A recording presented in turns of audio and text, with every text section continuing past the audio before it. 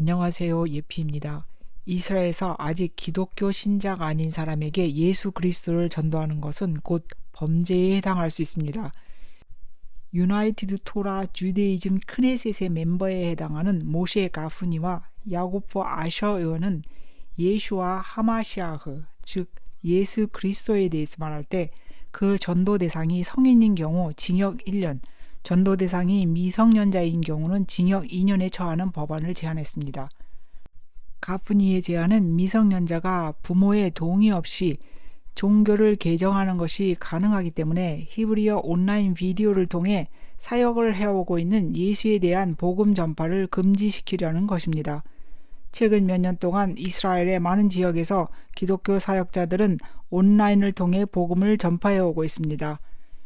미성년자를 개종시켜 기독교인이 되게 하기 위해 금전적인 인센티브를 제공하다 적발이 되면 징역을 때리는 법안을 강화시키려는 것입니다. 미성년자들이 교회나 대중 모임에 참여할 수 있기 때문에 법안에 들어있는 모호한 문구를 적용해 예수 그리스도에 대한 설교를 금지시키는 데 적용을 할 수 있기 때문입니다. 이 법안을 시도한 가프니는 이스라엘에서 재정위원회 위원장이면서 외교 국방위원회 및 국방예산 공동위원회 위원이기도 합니다. 그는 1988년에 선출되어 매년 이 법안을 제안했지만 거부되었습니다. 그러나 이스라엘의 입법부가 현재 정통파와 초정통파의 통제를 받고 있기 때문에 상황은 달라질 수 있습니다. 올 이스라엘 뉴스 편집자인 조엘 C. 로젠베아그는 현재 120석 중 크네셋의 다수를 이들이 차지하고 있기 때문에 복음주의 기독교를 금지하는 법안에 대세를 몰아갈 수 있는 가능성이 있음을 상기시킵니다. 이 회원들은 그들의 신학적 세계관을 관철시키기 위해 이번 입법회기에서 이 법안을 통과시키려고 갖은 수단을 다하고 있다고 로젠베아그는 말하고 있습니다.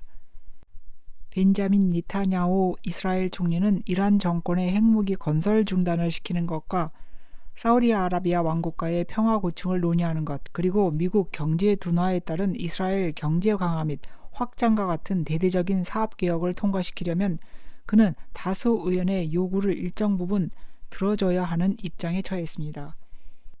현재 제안된 재정의 조항이라는 사법부 개혁안이 통과가 되면, 즉 국회의원 120명 중 61명의 과반수가 찬성을 하면 기본법에 우선하는 법률을 제정할 수 있게 됩니다. 그동안 정부와 야권 사이의 사법부 개혁에 대한 합의를 도출해내기 위해 이스라엘 대통령인 이삭 헤르조기 중재를 시도했으나 실패로 끝이 났습니다. 이 법안에 따르면 의회는 의원 61명의 찬성표만 얻으면 이스라엘 대법원이 위헌으로 판결한 법안도 통과시킬 수 있는 무소불위의 권력을 갖게 되는 것입니다. 이스라엘 의회는 2월 20일 1차 표결에서 전체 의원 120명 중 64명의 찬성으로 사법부 개혁안을 통과시켰습니다. 사법부 개혁 법안이 최종 통과되려면 3번의 표결을 거쳐야 하며 1차 표결 통과로 정부의 사법부 개혁 추진은 가속화될 것으로 보여집니다. 이것은 입법부와 사법부와의 힘의 균형이 무너지고 있는 중이라고 볼 수 있습니다. 우리가 알고 있는 기본법은 생명권, 인간 존엄성, 평등권, 사생활 보호, 자유권과 같은 헌법에 명시되어 있는 기본권에 해당합니다.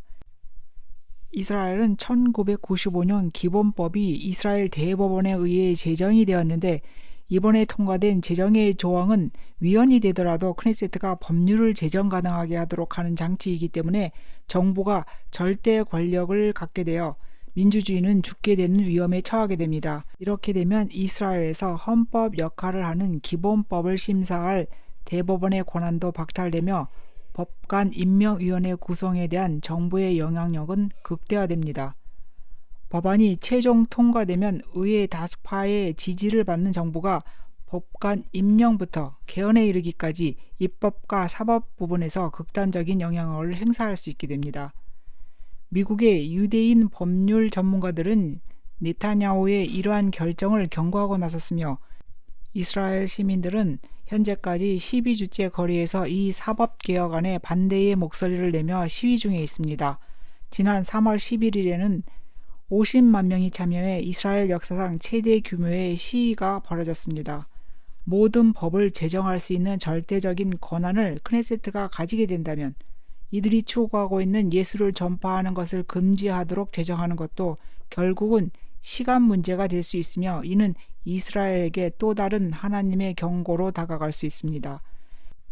왜냐하면 유대인들은 2000년 전에 오신 예수 그리스도를 부인하여 그 결과로 2000년 동안 전 세계 열방에 흩어져 유령을 해야 했었습니다. 이와 똑같은 어리석음으로 예수 그리스도의 복음 전파를 금지시켜서 전도자들의 입을 막고 감옥을 가게 하는 결과를 가져온다면 이는 역시 7년 환란을 통과해야 하는 결과를 가져오게 될 것입니다. 이미 성경은 이를 말해주고 있습니다. 그것은 7년 환란이 이스라엘이 중심이 되어 진행된다는 사실이고 이스라엘 외에 우리 같은 이방인인 성도들은 이런 환란에 같이 참여하게 될 것입니다.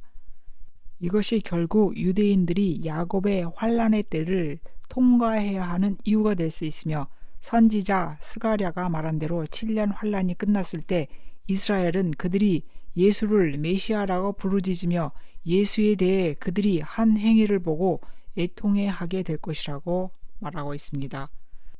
스가랴 12장 10절에는 내가 다윗의 집과 예루살렘 거민에게 은총과 강구하는 심령을 부어주리니 그들이 그 찌른 바 그를 바라보고 그를 위하여 애통하기를 독자를 위하여 애통하듯 하며 그를 위하여 통곡하기를 장자를 위하여 통곡하듯 하리로다. 이러한 법안 제안으로 이스라엘과 해외 복음주의자들이 들고 일어나자 네타냐후 총리는 이들을 안심시키기 위해 우리는 기독교 공동체에 반대하는 어떤 법도 추진하지 않을 것이라고 말했습니다. 왜냐하면 이 법안의 제안으로 미국의 6천만 복음주의 기독교인들과 전 세계 수억 명의 기독교인들의 반발을 사게 되면 네타냐후 정부의 큰 문제거리가 될 수 있다고 생각했기 때문입니다. 또한 예수 그리스도를 전파하지 못하도록 법률로 제한한 당사자인 가프리는 이 제한이 사실 오래된 제한이며 실제로 법률로 확정될 일은 발생하지 않을 것이라고 하면서 성명 발표를 통해 이스라엘과 해외 복음주의자들의 분노를 가라앉히는 행동을 보였습니다.